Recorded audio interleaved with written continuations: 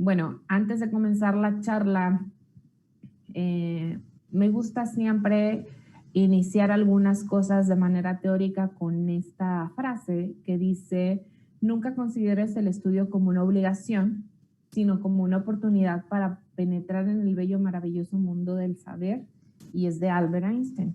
Realmente, todos los que estamos involucrados en ciencias de la salud, realmente no necesitamos o no debemos de ver el conocimiento como una obligación, ni prepararnos ni machetearnos las cosas para un examen o para una evaluación. Realmente debemos de adentrarnos en ese conocimiento. ¿Por qué? Porque es algo que va a ir escalando y que lo que ves en primer semestre lo vas a ver en segundo, lo vas a ver en tercero, lo vas a aplicar. Uy, no sé qué pasó. Y lo vas a aplicar realmente en tu vida cotidiana, ¿no? Yo lo traslapo mucho a, desafortunadamente en este grupo, no tengo ninguno de biociencias, pero yo lo traslapo mucho a eso, porque muchas de las cosas de las bases de biología celular, decimos, ok, cuando tenemos una patología está dañado tal y tal cosa, entonces nos vamos a las membranas, nos vamos incluso había un caso en otro periodo, en otro plan de estudio, que la membrana plasmática lo basábamos en un caso problema y que era la membrana del eritrocito, ¿no? Y que decíamos, bueno, ¿cómo los conocimientos desde biología celular, desde primer semestre de la membrana, pasan a las patologías? Porque si la membrana del eritrocito está mal, pues va a causar una patología como tal. Entonces, realmente el conocimiento que vamos adquiriendo lo debemos de eso, de adquirir y que se nos quede en el consciente y en el subconsciente para el momento de que nosotros lo necesitamos, sacarlo, ese conocimiento. ¿Ok? Bueno, dentro de la biología celular, ¿qué es la biología celular? ¿O qué es, para qué nos sirve estudiar la célula como tal, que es lo que llamamos biología celular? La célula como tal es la unidad fundamental de cualquier ser vivo. Lo que nos importa de estudiar la célula en mecanismos celulares y moleculares es su composición, su estructura y su función. Dentro de ella nosotros la vemos como el pilar de la biología celular. ¿Por qué? Porque debemos de tener el pilar de saber cómo está compuesta una célula, qué estructura tiene esa célula y además qué función va a tener esa célula para poder estudiar un sistema biológico como tal, ¿sí? Y establece las bases para la comprensión de la fisiología de todos los sistemas biológicos.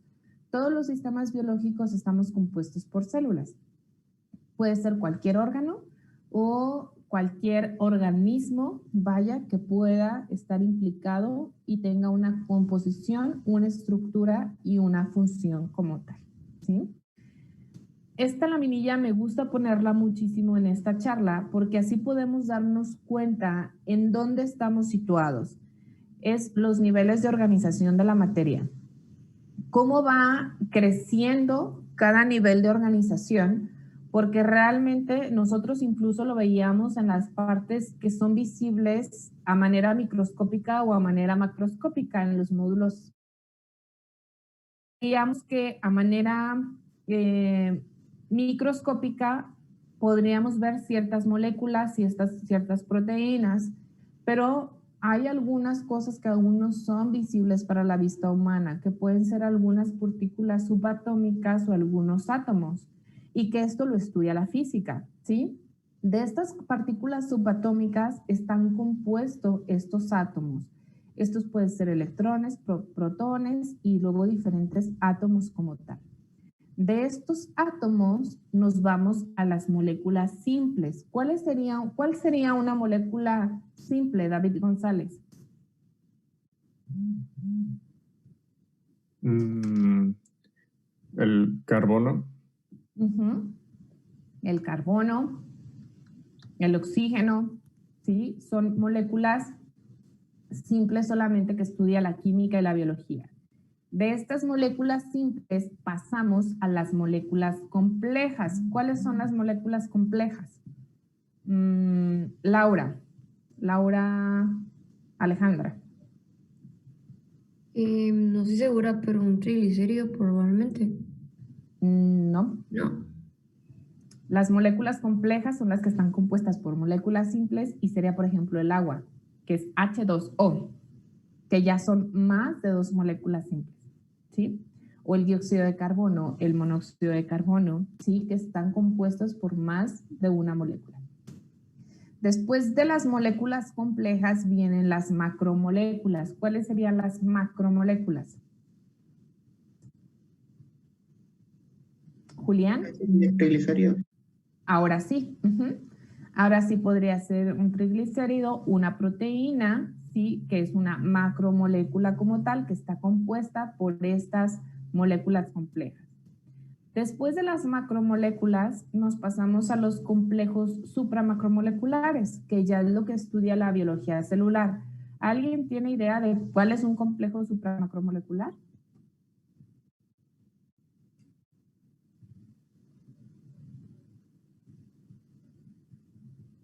¿No? ¿No era algo de Van der Waals, algo así? No, esas son las fuerzas de Van der Waals. No. No, entonces no. Los complejos supramacromoleculares son los que están compuestos por más de 2 elementos, ¿sí? En este caso podría ser los ribosomas, porque los ribosomas tienen una subunidad pequeña y una subunidad grande, donde las dos son proteínas, pero están unidas, vaya, para poder dar la estructura del ribosoma. Podría ser, por ejemplo, algún ácido graso, porque ya tiene los esfingolípidos que veíamos el día que vamos a ver, donde ya tienen más composiciones específicas, donde tienen una esfingosina, tienen ácidos grasos, tienen un fósforo, ya son complejos de más de una sola molécula como tal. Después, estos complejos supramacromoleculares forman los organelos, porque estos están formados por más de 2 elementos, 2 macromoléculas, y estos complejos van a formar los organelos. Algunos organelos de la célula, ¿cuál sería? La mitocondria. Mitocondria. Aparato de Golgi. Aparato de Golgi. ¿Qué más? Los retículos endoplasmáticos. El liso y el rugoso. Ajá.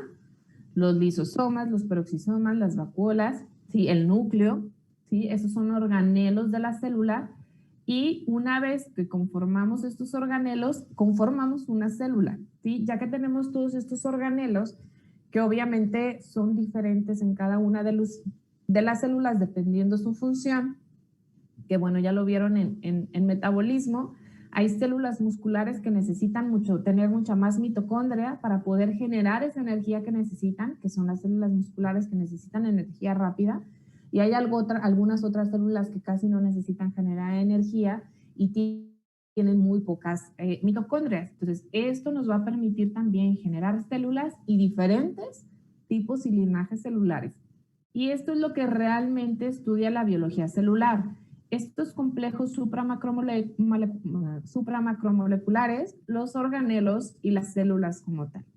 Después de ello, ya viene todo lo que estudia anatomía y fisiología, histología, biología y veterinaria, que de las células podemos tener tejidos. Por ejemplo, si yo tengo muchos hepatocitos, yo voy a formar entonces un tejido hepático. Si yo tengo muchas células musculares, voy a formar un tejido muscular. Si yo tengo adipocitos, tejido adiposo, cardiomiocitos, un tejido cardíaco. De estas células se va a componer un tejido como tal, y de este tejido se va a componer un órgano, ¿sí? Ya se va a componer el hígado, el corazón, la piel, que es uno de los órganos también. Y después de esto vamos a tener aparatos y sistemas. Después de los órganos, por ejemplo, vamos a tener el aparato respiratorio. ¿Qué órganos conforman el aparato respiratorio? Pulmones. ¿Qué más? Y la tráquea. Exacto. Ya son diferentes órganos que van a conformar un aparato o un sistema como tal, ¿sí? Y después de esto, pues ya viene la formación de organismos complejos con diferentes aparatos y sistemas, sistema circulatorio, aparato respiratorio, sistema gástrico, diferentes sistemas van a conformar un organismo como tal. Y de ese organismo, pues obviamente ya viene la ecología, taxonomía y demás, que no nos metemos en esos detalles nosotros, pero se forman las especies, las poblaciones, comunidades, ecosistemas, biosfera, y bueno, se forma el entorno en el que vivimos.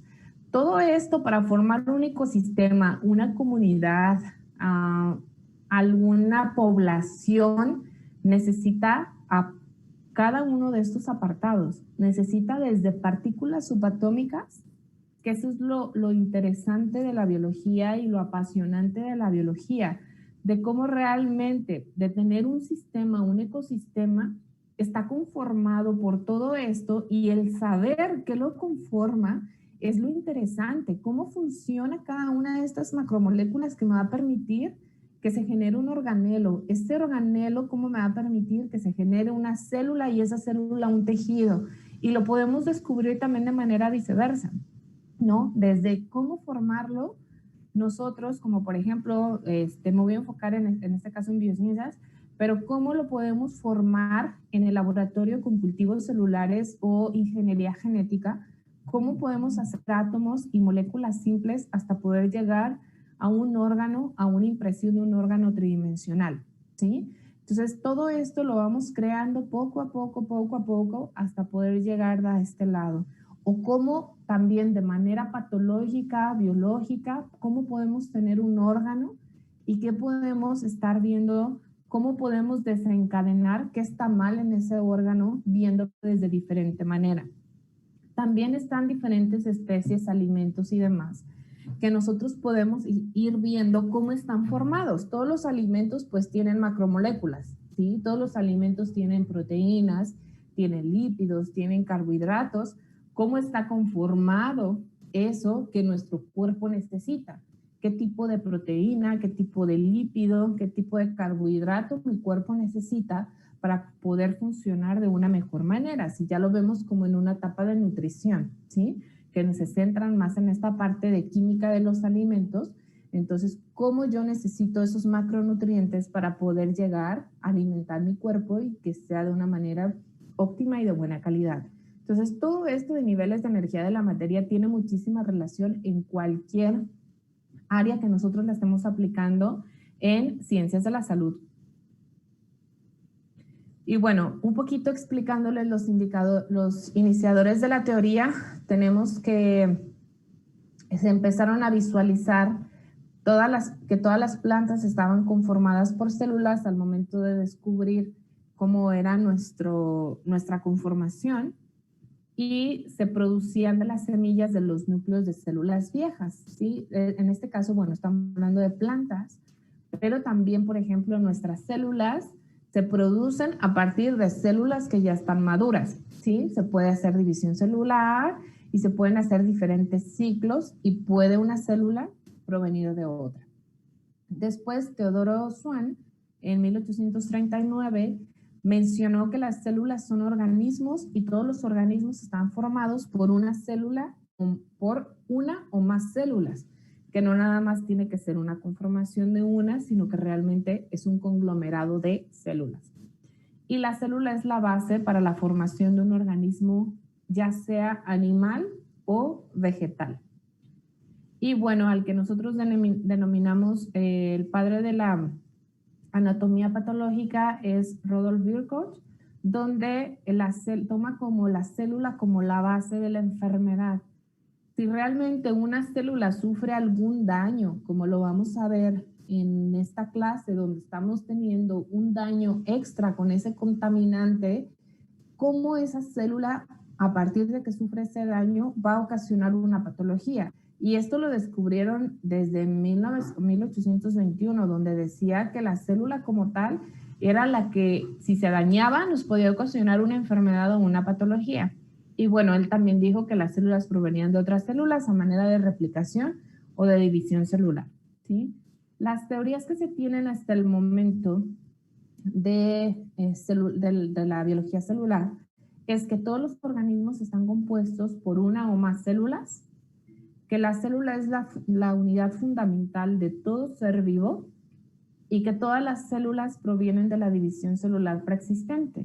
Estas son como las tres principales teorías que nosotros debemos de considerar para poder estudiar biología celular. Realmente sí, todos los organismos estamos compuestos por células, es la unidad fundamental de cualquier ser vivo, porque incluso cuando un óvulo y un espermatozoide se unen, pues pueden dar origen a un embrión y puede ser la unidad fundamental de todo ser vivo.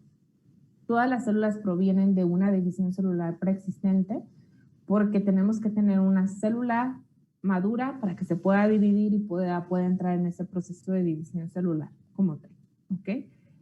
Y un poquito más de la historia, a mitad del siglo XX, bueno, se hizo lo de la microscopía electrónica, en donde ya podemos visualizar una célula animal y una célula vegetal en microscopio de luz, y en microscopios electrónicos, pues como lo vimos ayer, podemos ver algunas otras bacterias, virus y moléculas pequeñas, y de esta manera nosotros podemos ver las características que tiene una célula. ¿Qué organulos son las que la conforman? ¿Cómo están compuestos sus organulos? Y ver y visualizar qué organulos tiene cada una de esas células como tal. ¿Okay? Dentro de la teoría moderna de la biología celular nos dice que la célula contiene la información hereditaria, que es el DNA, la cual se transmite de una célula a otra durante la subdivisión. Todas las células, todas nuestras células, sea hepatocito, cardiomiocito, hepatocito, neurona, cualquier célula dérmica tiene nuestra información celular. Tiene el mismo DNA. Lo que lo hace diferente es que expresa diferentes genes. Todos tienen el mismo DNA, pero es diferente expresión la que necesita una neurona que la que necesita un adipocito. El adipocito generalmente es para almacenar y almacenar grasa, y la neurona tiene diferentes receptores para captar diferentes estímulos y poder conectarse con algunas otras neuronas y dar el estímulo que necesitamos para mover una mano, para mover un pie, para poder tomar agua. Es diferente expresión génica que tiene cada una de nuestras células de nuestro organismo, pero todas están compuestas por el mismo DNA. ¿Okay? Todas las células tienen básicamente la misma composición química y actividades metabólicas. Todas las funciones metabólicas y químicas ocurren dentro de la célula, y la función celular depende de la actividad de la estructura subcelular. Era lo que les comentaba al principio. La actividad de cada una de las células va a depender de cada una de las estructuras. Las células musculares, como ya les había puesto el ejemplo, necesitan tener una alta tasa de energía, porque si corremos, si vamos a hacer algún tipo de ejercicio, si para defensa que necesitamos que, no sé, nos asustaron y vamos a salir corriendo, pues necesita activar y tener ese mecanismo de generar energía de una manera mucho más rápida. Entonces necesita más mitocondrias que cualquier otro tipo de célula, ¿sí? Entonces, dependiendo la actividad celular, va a ser la estructura subcelular de las que tenga mayor presencia. Y bueno, pasando a las características de la célula, tenemos diferentes tipos de células, que son las procariotas y las eucariotas. Dependiendo, cada una de ellas tiene diferentes características. Dentro de las procariotas tenemos que carecen de núcleo, no tienen un núcleo y su DNA está en todo el citoplasma. Son bacterias de estructura simple, no cuentan con un compartimento interno, o sea, no está dividido en diferentes segmentos, no está dividido el núcleo, no están divididas las vacuolas, sino que todo está de manera general dentro de la bacteria. Se duplican por fisión binaria. Esto quiere decir que una célula se divide para poder replicarse en otras células más. Tiene su DNA disperso por todo el citoplasma. Tiene una recombinación genética por medio de recombinación o conjugación. Tienen diferentes mesosomas, tienen diferentes flagelos, generalmente con los mesosomas o con los citoplasmas o los pilis, que nosotros les llamamos, hacen la recombinación o la conjugación. Se unen dos bacterias por medio de estos pilis o de estos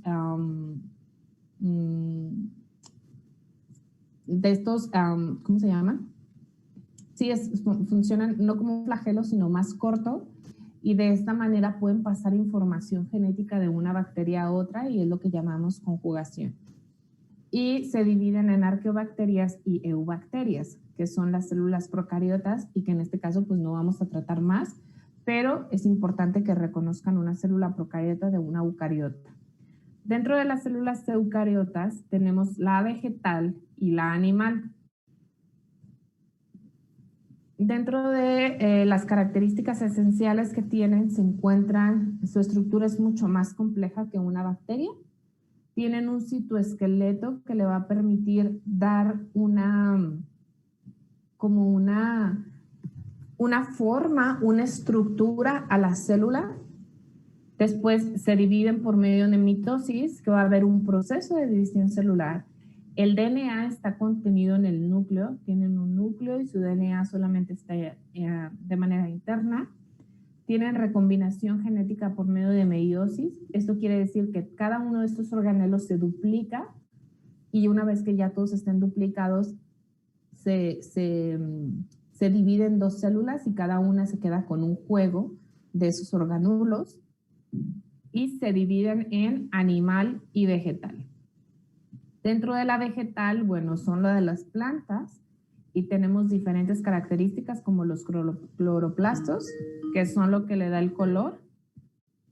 Tenemos una pared celular, tenemos que tienen fotosíntesis por medio de los diferentes cloroplastos que tienen, y tienen una vacuola de gran extensión para poder permitir y almacenar diferentes contenidos, generalmente es agua, lo que tienen para esta vacuola.